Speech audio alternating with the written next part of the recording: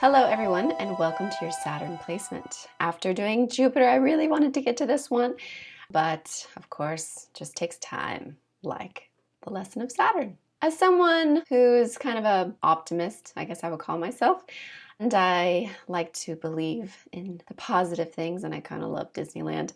The serious nature of Saturn was probably the last planet that I really delved into.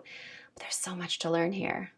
Saturn is the realist. It's here to teach you that lifelong lesson. So welcome, my fellow masochists. You have made it to the harshness of reality.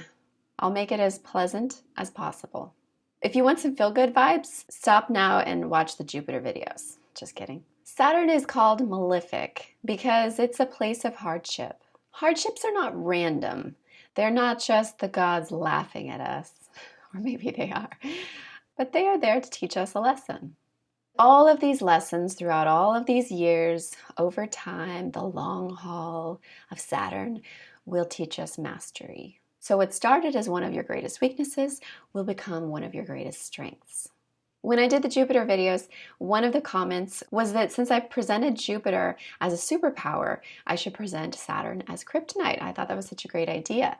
Now, I don't know much about the Superman comics, but I do know enough to know what Kryptonite is. If Superman, over time, builds up his immunity to Kryptonite, then that is exactly what Saturn is all about.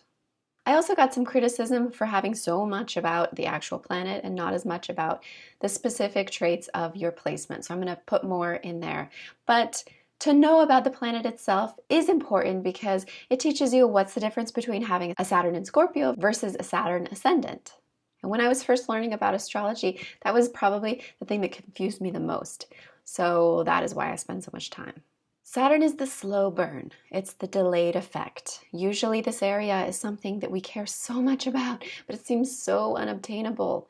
And then when we finally get there, we will look back and say it's really worth the journey. This is an area that's going to require dedication, patience, and time. You might feel like your father figure, or God isn't bringing you anything in this area.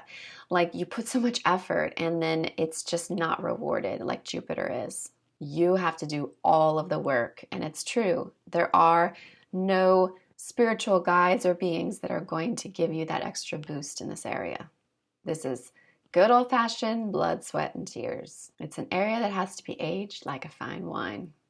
There's also often a lot of shame, which is a huge obstacle. There's this inner voice, you shouldn't do this. Push and pull of something you want, but something you feel is shameful. And for some people, Saturn is mostly about getting past that kind of shame in that area. It won't be easy, but it will be worth it. So let's get into your Saturn placements. Saturn in Leo. The mantra here I want you to repeat over and over is my dreams will come true. This is the placement where you will probably have a career that will take you into something that is sort of like a fairy tale in some way.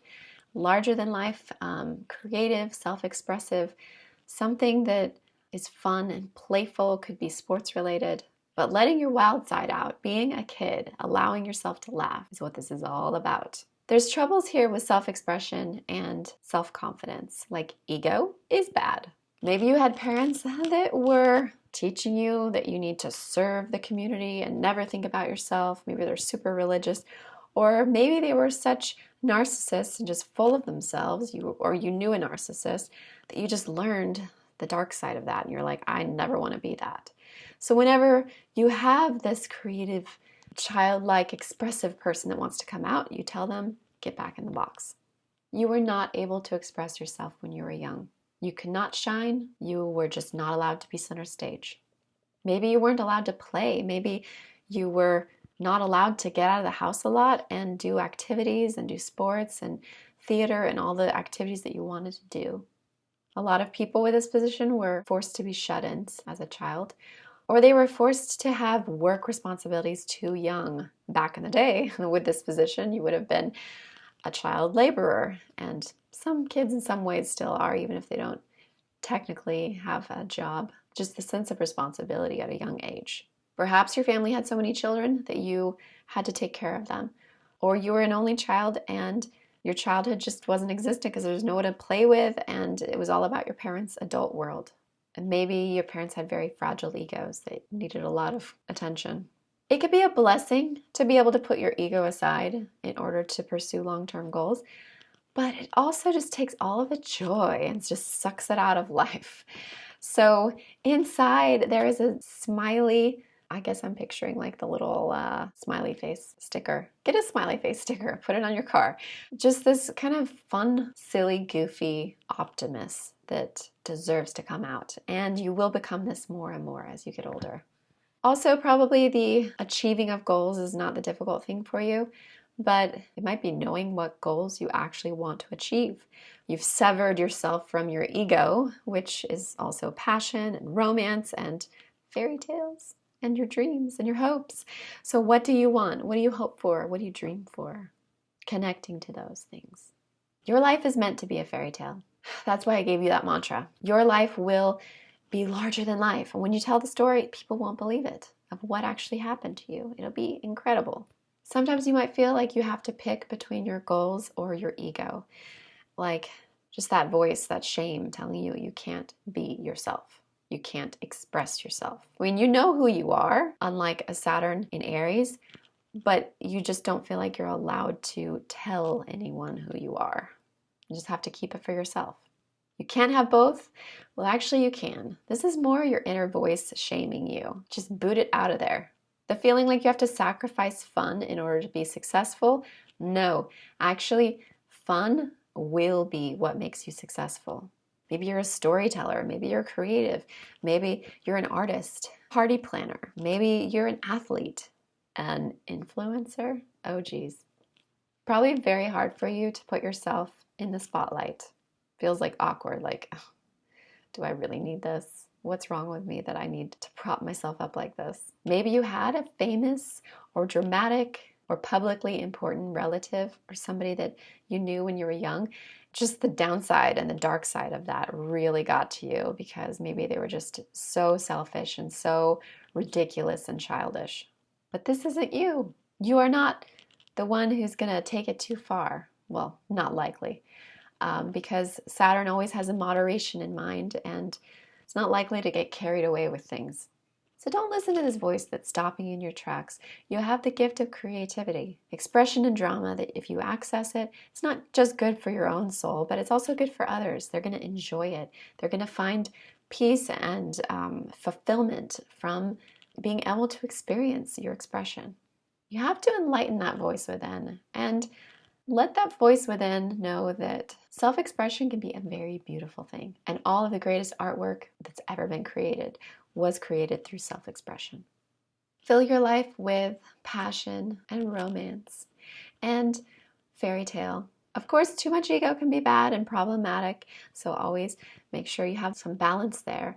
But ego in and of itself is not bad. As you get older, you will become more playful, more joyful, more silly, just free to be yourself. You probably will have children later in life because Saturn often delays whatever area it's in, and maybe this dream coming true will also happen later, but just believe it will get there. Romance might also be an issue of something you're holding back from because you think, well, it's just not realistic, but it is realistic, especially for you. Of course, there's lots of baggage related to children, childhood, romance, passion, self-expression, but a lot of your long-term success is wrapped up into overcoming these insecurities. You could have success in fields of art, sports, recreation. Also, how people view you and your public life is very important to you because Saturn is public life and Leo really does like to be the star. So I think you want to be famous and that's okay. Maybe it's just a fame of like being the mayor of your town or something, but you want to have some level of authority and recognition and leadership. Your name will probably be a name where you Google it and lots of things will come up. When you're young, it can feel like there is this camera always hovering over, watching everything you're doing and saying, which is why you might not laugh when you really want to laugh, or tell a joke when you really want to tell a joke because you think, oh, it might offend somebody, or whatever. But this kind of self-criticism cuts your creativity before it can even start taking flight. It's just going to kill that whole vibe. Let it just ride. Let it just flow. Others might encourage you to be prudent or to play it safe, but you have talents that have to be shared. Now, when you're stepping into your Leo power, make sure you're always choosing the positive side, because the dark side really is this all-consuming pride and ego, a superiority of others. When you get to the mastery of this Leo, you will find that right balance. So love, laugh, believe, follow your dreams, follow your passion, and absolutely never, under any circumstance, grow up. My last note on this was I think of you guys as Mary Poppins. So yes, you do have that role of being mature and orderly and all of that, but you're also goofy. So Mary Poppins is a great example of Saturn in Leo. Come back for the next video.